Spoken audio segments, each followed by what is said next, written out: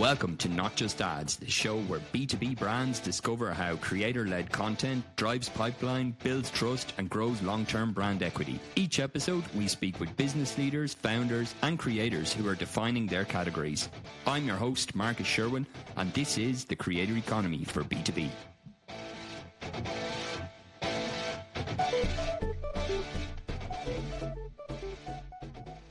Welcome today to Not Just Ads. I'm delighted to be joined by Lauren Hamilton. Lauren has a seasoned career in marketing. Currently, she leads up marketing at Smart Commercial Solar. So I'm delighted to be joined by Lauren today. Lauren, thanks for joining us on the show. You're most welcome. Nice to be here. Great, thanks. So maybe we could just roll back a little bit in terms of you have worked a number of years like as a consultant now, more recently in the last few years now, you're in the role that you are. What would you say is the big transition in terms of like going from, say, consultancy and marketing into the role that you're in today? The main reason that I wanted to make the switch was post-COVID, I was lonely and tired of my own company and tired of being in such a small team. So just having a lot bigger team, a lot more people around you, not only immediately in marketing, but across the whole commercial side of the business. I think that that's key. There's a lot more energy and a lot more ideas flowing when there are more of you. So that's first. But then secondly, you build up trust when you work somewhere for a long while that you don't often have as a consultant. So as a consultant, you come in for a period of time. In some instances, I was lucky and for a long time, I worked with a certain client who did end up trusting me, and more or less I was like an inside-outside person. But in most cases, you're there for 3 to 6 months, and everything you say, you have to prove and you feel like you have to justify to a really great extent. When you work on one brand for a long time, you can really get deep in that industry, deep with an understanding of that customer and that audience, and the people around you start to trust your instincts well. So there's less proof constantly that what you're saying is legitimate. Yeah, it makes a lot of sense. I think as well, there's always like kind of pros and cons of everything. I think people talk on kind of the consultant, I suppose there's a lot of pros in terms of flexibility and stuff like that. But then being part of a big organization, have a lot of resources is one thing, but also like what you mentioned as well of that kind of collaboration aspect of being able to bounce ideas around and being part of projects and stuff as well. It's quite interesting.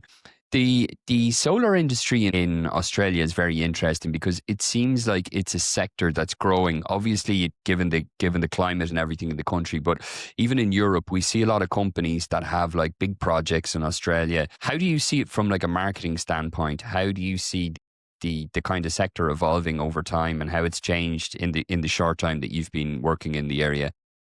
Yeah, so I've been in the area 3 years, and from a marketing and communications perspective, the industry is very in its infancy, like very undercooked. And I spoke this year earlier at our Smart Energy Expo, which is one of our two main big kind of, conferences and expos. And that was kind of my soapbox, to be honest, was that communications have a powerful role in driving the clean energy transition. And it is mostly, you might not know this fact, but residential solar in Australia is booming, and we are the country with the highest penetration of rooftop solar on houses at 40% of houses. Wow. Which, as you say, makes sense. It's sunny here a lot of the time. People live in single family dwellings, less apartment blocks. It's all perfectly logical. But where it gets non-logical is in commercial solar, which I work in, only 8 to 10% of suitable buildings have solar. So the penetration has been low on business to business.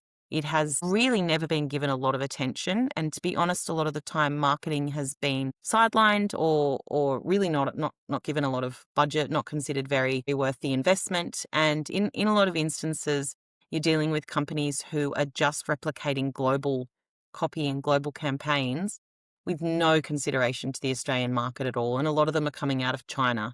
So you get some very laughable lost in translation things going on with just no insight into the local audience or what's going to shift, mindsets here. So for me coming into this sector after working in a lot more mature sectors in which marketing had a lot more of a strategic role, particularly in B2B, worked a lot more closely with sales. I felt that in our sector, in clean energy, it was really sidelined and really underdeveloped. So that was kind of both a shock but also exciting for me to sink my teeth into. And I think we've we've made some inroads into, I guess, showing how it can have a more driving role. Yeah. Yeah. No, it's really interesting as well, I guess, coming into a role like that where you can see how you can take the learnings from another sector and kind of shape it to be more impactful. What way would it normally work then for like, say, B2B companies that you would try and get into those audiences?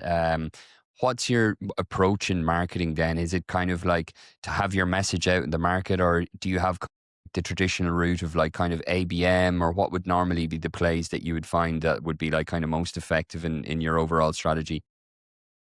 The key thing that we've identified is, in an overarching sense, is building trust. Unfortunately, again, to reference residential solar, in the early days, there was a lot of cowboys.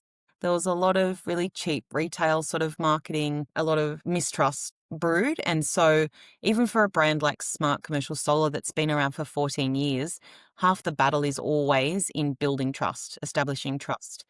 We don't do I'm not sort of marketing something that people buy on a whim. Some of our systems cost $4 or $5 million. So it's a really long sales cycle. The funnel, is really kind of obtuse. And I think the key thing that we always focus on is that referrals and word of mouth, driving and encouraging that, has the highest yield for us. Low touch or low human touch mechanisms just unfortunately do not perform as strongly. So you really can't anticipate that content marketing, that an EDM program is going to have a lot of traction unless it's accompanied by quite a lot of manual sales tactics because of Yeah. the trust factor and the size of and scale of what we're actually selling. So what works the best for us is, as I say, referrals and word of mouth, partnerships and networking. So it really verges a lot of what I do onto BDM, which I have experience in the past, but most recently in the sectors I've worked in, like food and beverage, there's quite a clear divide between your Yeah. marketers and BDM. I Sure. find in energy it's a lot more blended because of that need to have a really personal touch. So we're marketing mostly one to few, much less one to many. One to few in terms of really targeted webinars, really targeted partnerships and memberships, networking events, things like that. Speaking opportunities, PR is powerful, and SEO just for that early research stage sort of buyer intent capture. That's what we put our focus into. Yeah. It's interesting because what you mentioned about BDM in terms of like business development and the partnership and how it's intertwined, because if you talk to people, and you've probably seen this yourself in other B2B sectors, the big challenge that they have a lot of times is the silos between marketing and sales and how they're doing certain things. And it's kind of, it's a difficult challenge the bigger the organization. So it seems that you have that part is, it's not an issue for your sector from what you say. I think some companies get it right better than other Yeah. companies. It is Yeah. hard. It is hard Yeah. because I've worked on both sides of sales and marketing. So from what you say is that you work quite closely together, but you've seen it in other areas where it's more difficult and there's more silos and stuff. But I just wondered in terms of, was that always the case when you came in, that it worked well together, or was it more like kind of this shares responsibilities between both departments, or how do you see it that's not an issue, because it is an issue in a lot of other sectors that they just can't seem to figure it out to get them to kind of break down those silos. Yeah, I've definitely seen it not work well in other organizations. For us, I think we have a little bit of an advantage in that both myself and my predecessor in the role have worked across sales and marketing in the past. So you understand what it's like. Yeah. You know both what you can get from sales as a marketer, which is customer insights, and really good insights as to collateral, because preparing sales collateral that actually works is a critical part of what we do. So feedback from the sales team is essential. And we know what we need from them, which is carrying out the strategies that we're coming up with. So it's not always easy because our roles are quite different. There's overlap in the middle, but it's easy to feel like the other half don't get what you do or don't appreciate how hard it is. But I think if you park your ego at the door, and we're pretty good at doing that, it's a pretty close-knit team. So we sort of get around it that way. Yeah. And you mentioned as well, like the B2B size sales deals are quite large and so on. What do you see normally then would be like kind of say like the average time frame for those in terms of months or years, or does it really depend? They can vary greatly, but they are the sales cycle's long. And that's one of the Yeah. frustrating things as a marketer is being able to effectively create touch points and reasons to engage with people throughout what Yeah. can be a 6 to 12 month sales cycle. Yeah. It can be longer. So at the smaller end of the market, something like a school or Sure. a hotel or something like that, where you're talking 100, 200 kilowatts, that might be a month. That might be 6 weeks. When you are talking about a really large solar farm or an IKEA or something, Sure. giant like that, you are talking 6 to 12 months. Yeah, yeah, yeah. That's a lot of the case in a lot of B2B deals. It's usually like it can even be longer than that. If it's kind of renewal contracts and stuff like that, it can be even longer. I think it's always the challenge as well as what we see is the attribution piece of like what's actually affecting and what's influencing and so on. How do you find in terms of those kind of things? Is it have do you kind of like track it via CRM, or what way do you find that's like kind of most effective in terms of how you can kind of see, okay, these are the actions that we did and this influenced it, or is it still really it's depending on the actual segment in the market that you're going after? Am I allowed to name drop our CRM? Yeah, yeah, yeah, of course, yeah. Because it's our number one tool. So we use HubSpot, and we use Okay, HubSpot for everything. Our website yeah, is built in HubSpot. It's our CRM. We literally use it for everything, and it is golden for attribution. So we yeah, can see every touch point. We know who opened a document and who read it and who passed it on to a colleague, and whether they attended a webinar and how long they stayed on that webinar for, and yeah. every click they took. It sounds quite spooky, but with recent AI aspects and elements to the HubSpot suite, we now also can see whether someone from any company browsed our website. You can't see which individual, but you can see See the if company. someone from the company browsed. You can see if somebody from a certain company is researching your keywords. So we really have such incredible oversight on the dashboard from the moment that a company someone at that company begins researching our products and services through to conversion. The sales team log everything they do. That's a bit more manual. Luckily for us, everything we do is much more automated. We have people going through workflows. So the amount of data that we have, it's actually almost overwhelming. Yeah, it's great with HubSpot as well, and they're constantly bringing in new additions. Yes. Do you do a lot of stuff with LinkedIn ads around ABM and stuff like that? Also, do you do the company reports on LinkedIn ads where you can kind of see which has reached what, and kind of you can cross reference that with HubSpot then? We do when we have done ads. We're not running ads presently on LinkedIn. To be honest, I love the name of this podcast because we run very few ads. Yeah, Social advertising has not paid a lot of dividends for us in the past.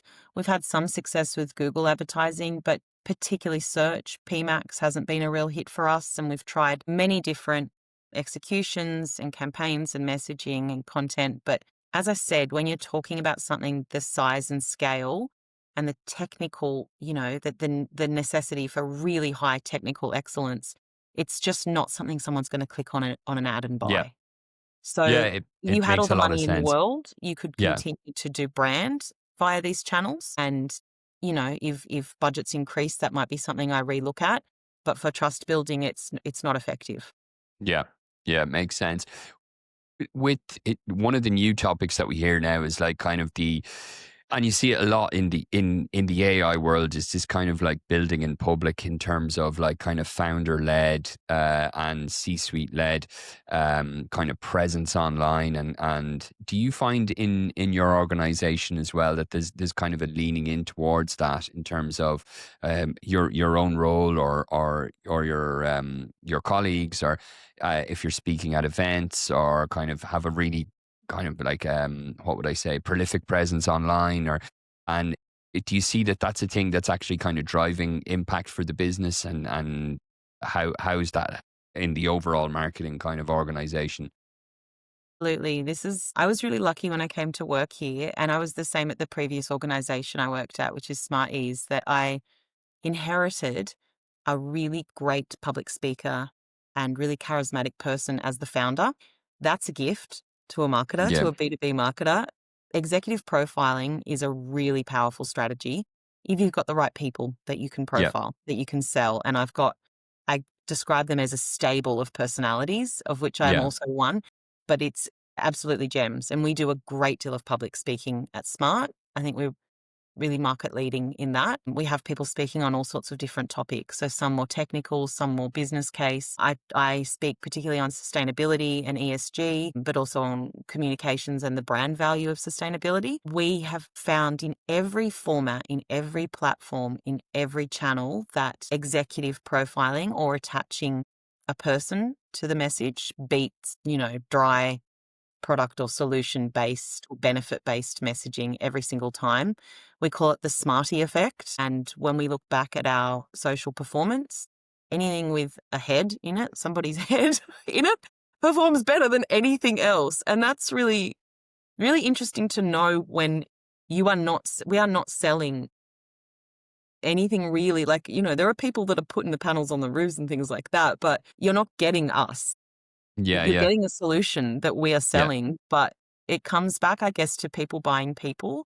Um, and again, that human connection that's essential, especially when something is mechanical and dry and technical that you're selling.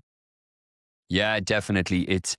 I think as well, it's like what you mentioned at the beginning about the trust factor. If you see Yeah. a person and you can see what they're about and what they stand for, it's much easier to build trust than it is just promoting like a white paper or something like that. Yeah, yeah. One of the interesting stats actually that came out on research there on LinkedIn recently is around the like posts promoted from someone's profile versus someone's company page have like about, I think it's a 12 or 13x more reach than they do on a company page. And the idea of that is it's just like people engage more really with, people than they do with companies. I think it's fair to Absolutely. say.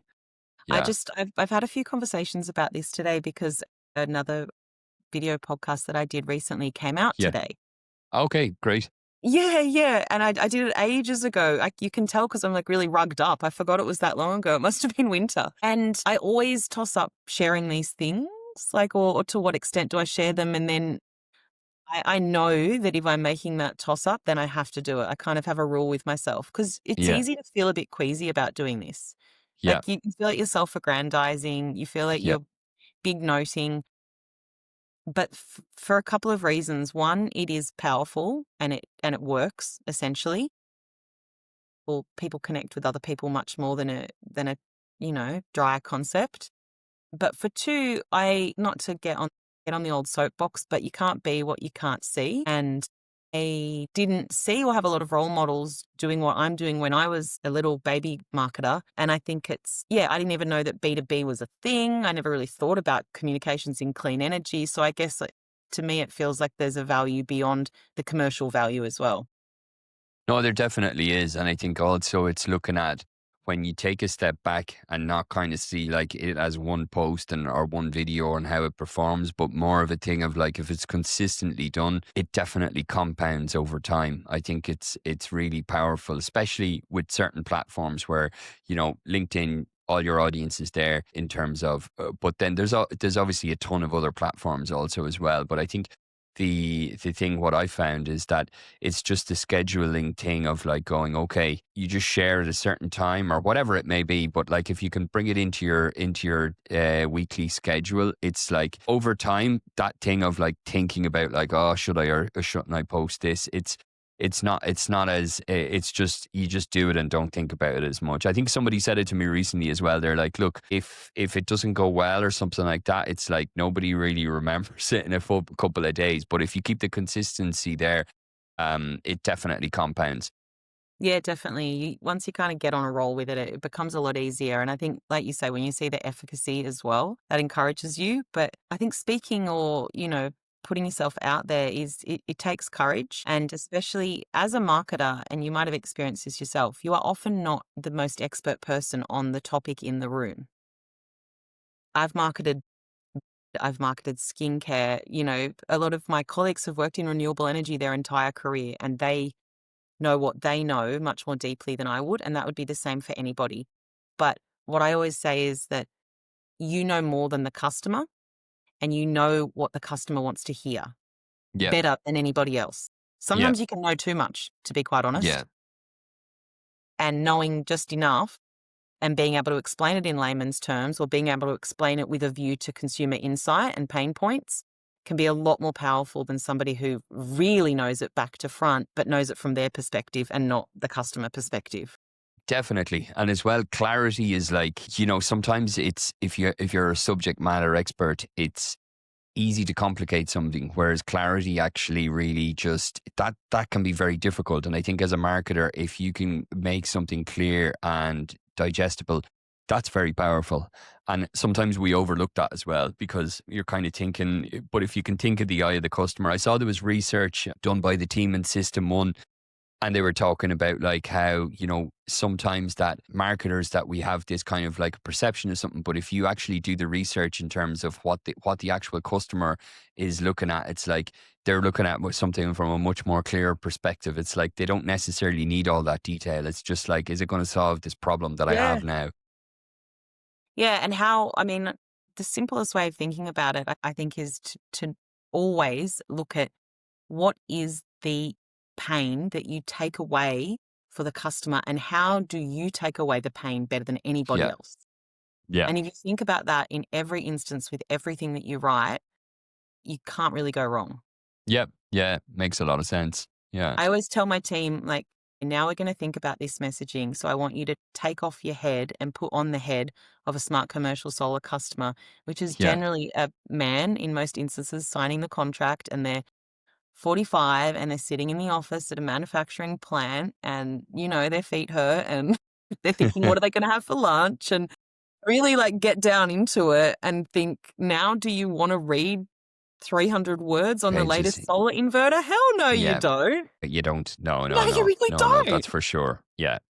No, it's true. It's true. And I think as well, when you get into that mindset, you kind of realize then that there's so much waste sometimes in certain things, in terms of like, and I know sometimes it's important if it's something from a security or safety aspect, there's obviously a necessity, a need for it. But in other cases, it's just like getting straight to the point of how you can Yeah. solve someone's problem can be much more Sometimes impactful. it's the old copywriting by committee, Yeah. and it can be difficult. You got to be pretty strong. Like Yeah. most marketers I know are, I don't know, I think I have a little bit of a reputation for maybe being a bit feisty or like Yeah. opinionated. But I've had to develop that during my career, because you get overruled a lot, and you get overruled by people that know less than you about what you're trying to do, Yeah. because they know more about the product, Yeah. but they know less about what you're trying to achieve in a certain Yeah. campaign with certain messaging. Yeah. And then you end up with this one wants this put in and this one wants this. And I don't experience a lot of that in my current job, but I have in previous jobs. And it winds up being a Frankenstein's monster of everybody's two bits Yeah. come Yeah. Too together many and cooks. hideous. Yeah. It's an art in itself though, really. I think good copywriting Mm. is a whole art in itself, like Ogilvy and all the other great ones. But it's definitely, and I think even despite AI, it'll still stand the test of time in terms of you can see Yeah. good copywriting, how it AI has lasts. just made good copywriting stand out even more. Yeah. Yeah. Like, Exactly. Definitely. you can see what's AI and Yeah. what's not. And I guess the value of it is just demonstrated even more so when you're swimming in a sea of just generic crap. Yeah, yeah, yeah. You can, and there is that. Actually, is my next question around AI, and how do you see it in your workflows? Like, obviously, from the creative aspect, you can see, and everybody sees that there's a lot of AI, what we call AI slop, for want of a better word. But I think there's certain time savings on the back end stuff, whether that's reporting or whether it's running kind of like maybe, I don't know, analysis on spreadsheets, stuff like that, that it Yeah. frees us up a lot of time. But how do you use it in your role on a day to day in your team? Like what have you found are kind of like some of the quick wins from using AI? I can tell you how we don't use it, and that is to produce Yeah. any visual content at all. Yeah. I have an excellent content producer in my team who is really quite a purist about this, and will not stand for it. And I guess we've all fallen in line, but we agree, because it does produce, at the best, generic, and at the worst, laughable results. Yeah. We don't use it to write blogs, copies, articles, website copy. Any of our copy is written usually using a straw man created through chat. So we will use it for that purpose, but then handwritten, because there's a particular tone of voice. And this harks back to your point about personality and executive profiling. There's a particular smart tone of voice, and it's something kind of an amalgam between our founder, Huon, and myself in the last 2 years, which is very, I call it friendly expert. So it's very Yeah. warm, but authoritative, no nonsense, but down to earth. And I tell you, no matter how much I've tried to prime it, there is no language model that can replicate it. It just can't. It just absolutely can't. So we kind of overlay, the tone of voice and the correct way that we would speak across a straw man built from chat with written copy. We do, you're right, we use it for analysis and like synthesis of large bits of content that we need to ingest, and particularly in a technology oriented space like we are, and a lot of regulations and a lot of, there's always a lot of government policy and things associated with what I do. And part of what I see my role is digesting all of that and then creating relatable material on key topics, both for our sales team and for our customers. So it'll be more technical for the sales team and even dialed down again for customers. And I do use chat. I'll feed it 84-page regulation documents or technical specification documents and say, tell me why this matters to us in this context. I find that really good hack, especially when I'm in a rush. And then things like, we'll use it for creating a blog out of a transcript, for instance. So we might do an interview like this and you ask it to retain, removing ums and ahs, but to retain, the actual essence and the lexicon of whoever's speaking, that does well, because you've already got that structure and you're asking it to retain all of that human touch, and it just tidies it up. So, there's a lot of ways that we can use it. As I said, HubSpot has a number of tools. They're not all great. Their blog writing tool is in beta mode and it's still stupid. Like, it's nonsensical. Visual design tool is laughable. You cannot use that. But their workflows and their buyer intent and research intent tools are really good. Their research agent, their AI research agent for prospects is pretty good. We use that as well. So more, I guess, in research, analysis and synthesis of information than in production of content. Yeah. No, there's a ton of stuff on the back end. I think even I noticed as well of like, even with some of the project thing that you can do on GBT, in terms of deep research, I find very useful for looking at certain projects. But I always find you need to check the sources to make sure that it's actually accurate and that they go places, because the hallucinations sometimes can be like, it can prompt you to nearly jump off a cliff or something. Like, it just sounds very predictable and like kind of, but then I always have to check the sources to see what they're telling me, is it credible or not. But it does save a lot of time. The pace of innovation in our sector. So you can be quoting that the latest current model of battery is XYZ, and you check it and you're like, hold on, that's from 2023. That's not the latest current model. Exactly. You really can't use it for that reason a lot of the time, because the amount of checking you do, you might as well have just done it yourself. Exactly. Yeah. I just have a couple of just a quick fire round questions just before we finish up. So one campaign that you admired for, say, storytelling, whether that's in B2B, B2C, anything that you've seen recently, whether it's in your sector or something that you've seen that are in your sector or not, it doesn't matter. There's nothing that jumps out at me in our sector, to be honest. As I said, the state of it's a bit woeful, but our client is IKEA. So we work with IKEA Global, and we electrified a very large campaign for very large system for them recently. And I saw a campaign on the weekend in which they were advertising their washable rugs. And I don't know if you've seen this, because it's still I haven't seen that one. Yeah, I've seen a few others, but I haven't seen this one. I didn't see it on TV. I actually saw it, I think, probably on LinkedIn as some other marketer shared it, but I loved it. You're looking at this beautiful, beautiful bedroom, clearly all IKEA, lovely rug in the foreground, a beautiful border collie, I think it was, comes walking into frame, and you're like, what a beautiful, bucolic image. Yeah. And then the dog sniffs around and then lifts his leg and pisses on the rug. And you're like, oh, what? Is that dog? And then the text is just, IKEA rugs are washable or something like that. And you're like, genius. They always surprise you, IKEA. It's the simple things though, isn't it? It's always simple. And Yeah. I think it's cheeky, but Yeah. they're a little bit cheeky. Their brand is a Yeah. little bit cheeky whilst being family friendly, but Yeah. it's the kind of thing your nana would laugh at and your 5-year-old would laugh at and you'll laugh at and everybody's happy. So it's very Yeah. family friendly, but I liked it. Yeah, no, IKEA do a lot of great storytelling. They're a really good brand. One marketing buzzword that you would ban. Gosh, do you know, I'm heaps guilty of using these. Yeah. The worst. I think I've said like 100 of them in this interview. Traction I use a lot, I realize. This might sound weird, and I do not mean to sound like a Luddite at all, but I'm getting sick of hearing AI.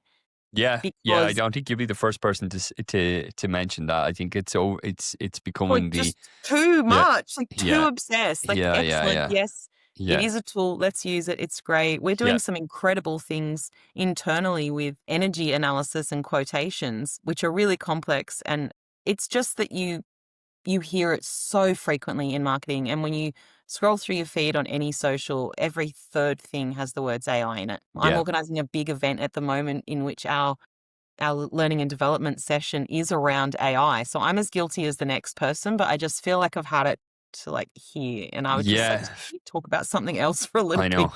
The next thing is agentic AI, and who knows in the next couple of years what's going to be the next buzzword.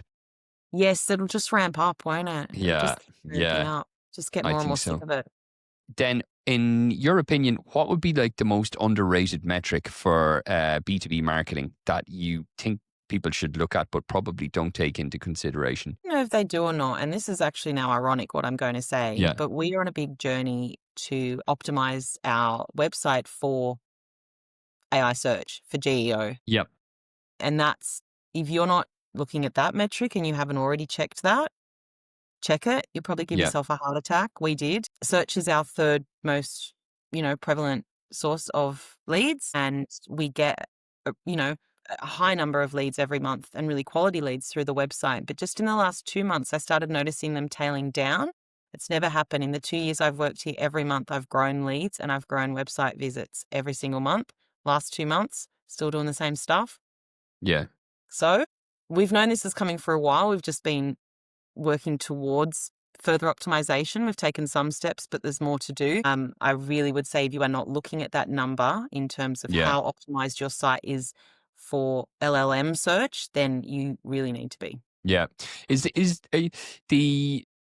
Are the foundations similar then in terms of backlinks and how you're discoverable, or is it completely different in your opinion in terms of? I reckon it's about 50% different. It looks at some of the same things, but in the same way that Google, every year you have to attend the painful webinar in which they explain how the algorithm's changing and what it's prioritizing this year, or twice a year, I think it is. Many of the signals that they look for are the same, but they place different weight on them. Okay. Chat, for instance, really likes citations. It really likes reviews. Yeah. There's just awards, like mention of awards and commendations and certificates and things. So those kind of really concrete things that, So the GEO prioritizes. Yeah. They kind of look at then, I guess, the social proof now as a kind of a metric that they weigh higher, say, than maybe, I don't know, that Google look at some other way in terms of the discoverability of the structure of the website. Yeah, there's a number of things that it just, the weight is differently distributed. But then there are some things that are more unique to AI search. But it's been a bit of a, as usual happens when you're a B2B marketer, you tend to have, and this is a topic we didn't even get to, but you tend to have everything in your remit. There's not like a person that does search and a person that does this. It's like, you got to know everything. Yeah. That one's been a tricky one to get my head around because I've got a background in SEO. I've worked in a lot of SEO and I think I was such an expert, and then I thought it would just be the same, and it is sadly not just the same. Yeah. It's an interesting one because I think a lot of people are facing that challenge as well. Some people would say that the traffic that's coming to the website now is maybe more qualified, but there's less of it because people are doing their research through prompts. But it's really looking at if what they're coming through, is it cloud or is it Perplexity or whatever, or ChatGPT obviously as well. So it's an interesting time to see. And then I guess as well of like how those platforms evolve. Are they going to start like kind of like a monetization kind of thing like SEM and stuff as well? Yeah. Really, I'm really excited to see how that develops. I think based on past experience, we've got, maybe a little bit of time up our sleeves before it starts being monetized, but it's going to change the shape of people's businesses, because there are businesses that rely so heavily on their search results, and just the you saw $100 billion wiped off the Google Yeah. today as a reflection of how much our search behavior has changed. So Yeah. when search behavior changes, search tactics have to change, and everybody is scrambling or should be scrambling to sort that out. Yeah, it's an interesting time. I suppose it's similar to what happened probably 20 years or 25 years ago with the golden pages and Google.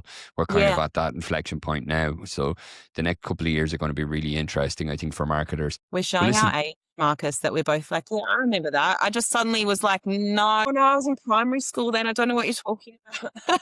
I do remember. yeah. Well, listen, it's been great talking with you, Lauren. I really enjoyed the conversation. And if people want to connect with you, where can they find you? Where do you share content? Where are you most active?